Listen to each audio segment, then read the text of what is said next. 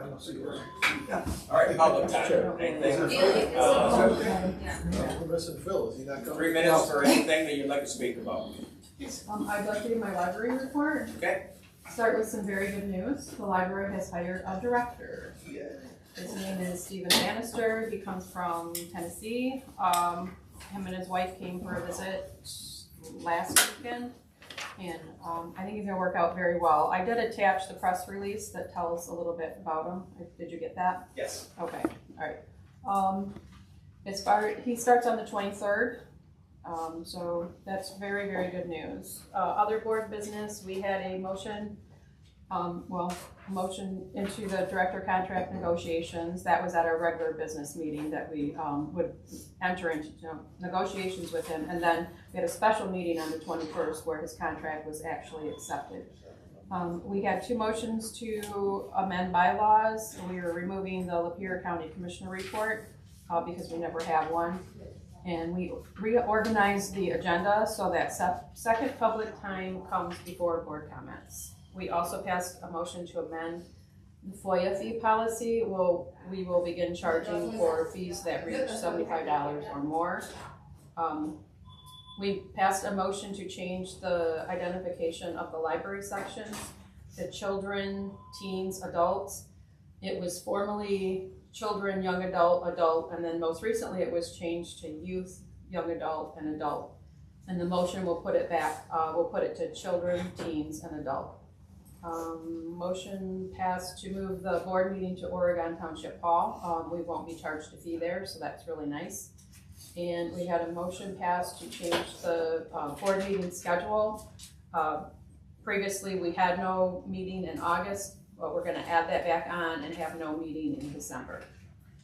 We had discussion about the new Polaris ILS system that is coming into place, and it seems that there will be an option for parents and guardians to receive email notification of anything that their minor child checks out. That's very exciting to me.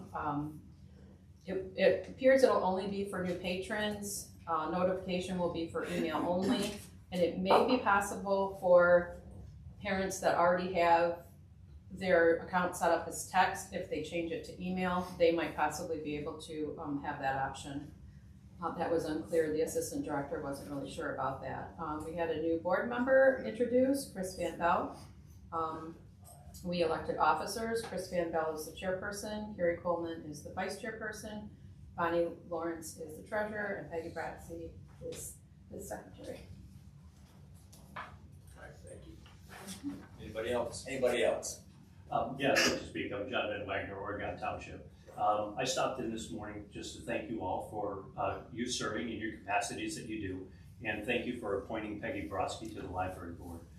You know, those of us who have taken an oath of office, we swore an oath to the Constitution, not only the United States Constitution, but the Michigan Constitution. And in the Michigan Constitution, under Article 8, it gives us guidance as to how we're to perceive education. I know most of us ignore the Constitution these days, haven't really read it that much. But the guidance is really, really cool on what it says. Right here. When it comes to education, it says, and it starts out, religion, morality, and knowledge, that being the foundation for good government and the happiness of mankind, in education shall forever be encouraged. And that guidance needs to be taken seriously. It also later tells us that the experts for a child is the parents, and that we as elected and appointed officials, and especially in the capacity of the library or that of the school board, is there to assist parents in their child's education. And our library board is going in an incredibly wonderful direction. Like you folks have appointed a person, we've got several other people who have been appointed, the newest being Chris Van Bell. You need to get to meet him. He's going to be a great chair.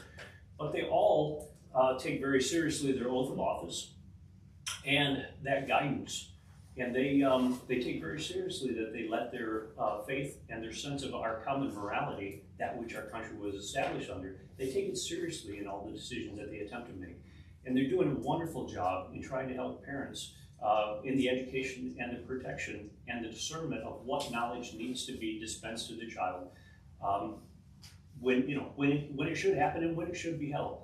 So I just wanted to thank you guys for appointing me. Anybody else? Go ahead. Oh, got your hand up? Or just move No, your sorry, camera? no, I just moved the camera. Okay. All right. Nobody else? We'll move on. Everybody? I was reminded that as a member of the school board, I probably should give a school board update if you would so choose. You got 3 minutes to speak whatever you want Fantastic. It's to. probably the first school board update that you've ever received. But this last month, we did have a meeting on, and there is a shortfall in the budget, and there is already been options for resolving that shortfall in a restructuring.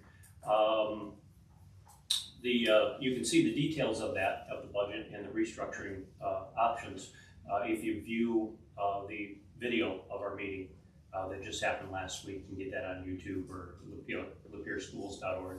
You can find it there. Also, the whole appropriateness or age appropriateness of books in the school library has also been approached with members of the public, and you can see that on the video and with the resolution as to how we're going to approach resolving that issue. Superintendent Wandery has, using our bylaws 2591, is going to enact that bylaw and create a committee to review what books are in there. You know, I would also add with that it would seem common sense that any material that is seen as pervasively vulgar under the 1982 PICO rule by the Supreme Court, by the Miller Act, any material that is withheld from prisoners in the Michigan Department of Corrections, any material that can't be viewed publicly on cameras, has to be restricted, are probably all things that should be taken into account as if they're appropriate for our children or not, right? That's that on that point, and I'd like to invite all of you to the grand opening of our Performing Arts Center. It will be open tonight for viewing from 6 to 8 p.m. That was on TV this morning. It was 5 o'clock this morning. You know, most people don't realize that our staff, they're in communication with each other by 4:30 in the morning, every single morning. And a lot of times our administrative staff, they're not done until 8 or 9 in the evening. I mean, I can't say how proud I am of our administrative staff and the way that they handle things and take care of our kids in our community. So. All right, well, thanks. Anytime you want to come to a meeting and give a school board report, feel free. Okay. After the meeting, I'd like to talk to you. Sure. Okay. Anybody else? Yes. You broached the subject already, but yeah, I wasn't sure if you heard about the books being pulled from the Lapeer County schools, so I wanted to briefly address that. Last Sunday, Fight for the First showed the documentary The Librarians, which addresses the disturbing number of books being banned nationwide at the Peggy Theater. And we had a Q&A with a few librarians after the movie. The day after that, a complaint apparently filed by one individual with Lapeer County Schools resulted in 82 books that were in our schools being pulled from the shelves without any sort of consideration. Assisting with this attack on our constitutional First Amendment rights is a group called Take Back the Classroom. They are an organized group with a specific agenda to assist local community groups that have the same agenda, which is to get books they don't approve of banned. Most, if not all of the books fall under the category of either racially diverse or LGBTQ+. These are the same types of books the library board has also been focused on. Take Back the Classroom has on their website all of the schools across the country where books are being attacked, as well as the specific books that supposedly have sexually inappropriate content. So this group played a role in not only getting the books removed, but in identifying the specific books they wanted to help remove. At the school board meeting last week, book banners and those opposed to banning books showed up to speak, probably based on some of the pushback the board got from the public for pulling these books. The board decided to place the books under district review instead of outright removing them. I'm bringing all of this up because Ms. Brotzke was one of the people who spoke in favor of having these books removed, meaning they'd be banned. This contradicts her claims that she and others on the library board don't support the banning of books. She may say that it's different when you're talking about books in the schools versus the district library. However, this doesn't seem to make sense when you consider that the same types of books, even some of the same books, are being targeted. Again, these books are mostly dealing with race and the LGBTQ+ community. And for the most part, they are children's and young adult books.